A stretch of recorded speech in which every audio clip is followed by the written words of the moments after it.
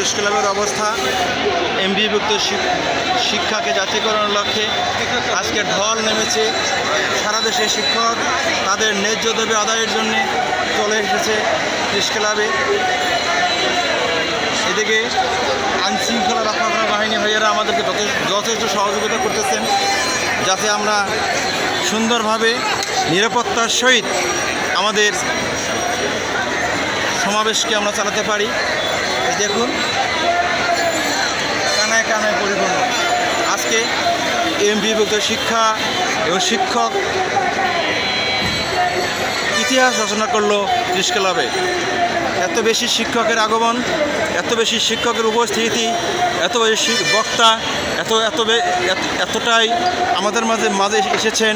আমি মনে করব দেশের প্রত্যেকটি শিক্ষা প্রতিষ্ঠানে আজ থেকে আন্দোলন শুরু হয়ে গেছে। আন্দোলনের দুর্গ সৃষ্টি হয়ে গেছে বাংলাদেশের প্রত্যেকটি শিক্ষা প্রতিষ্ঠানে। সরকার বাহাদুর যদি আমাদের ন্যায্য দাবি, আমাদের পাওনা তারা প্রদান না করেন, তাহলে হয়তোবা আগামীকাল থেকে সারা দেশে শিক্ষা ব্যবস্থা জাতীয়করণের লক্ষ্যে নতুন কোনো কর্মসূচি আসতে পারে। সেই কর্মসূচির অংশ হিসেবে আজকে আমাদের পদযাত্রা কিছুক্ষণের মধ্যে হতে চলছে। ধন্যবাদ জানাই জাতীয়করণ প্রত্যাশী মহাজোটের নেতৃবৃন্দকে, তারা এত সুন্দরভাবে পরিচ্ছন্নভাবে একটি সমাবেশ উপহার দেওয়ার জন্যে।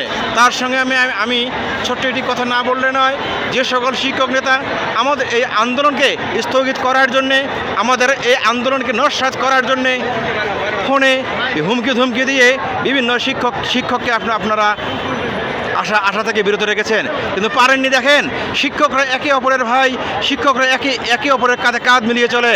একজন না আসলে তার স্থানে 10 জন দিয়েছি, কানায় কানায় পরিণত হয়ে গেছে।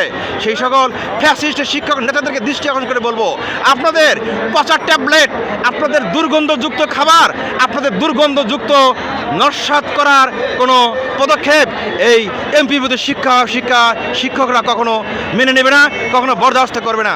তাই আমি সে সকল শিক্ষক নেতাদের দৃষ্টি আকর্ষণ করব, আপনার পিছন থেকে আমাদের পা ধরে স্থগিত করার পরিকল্পনা না করে সামনে এসে আমাদের সঙ্গে একাত্মতা ঘোষণা করুন। আমাদের শিক্ষা ব্যবস্থাকে জাতীয়করণ করার জন্য আপনারা অবদান রাখুন। ধন্যবাদ সবাইকে।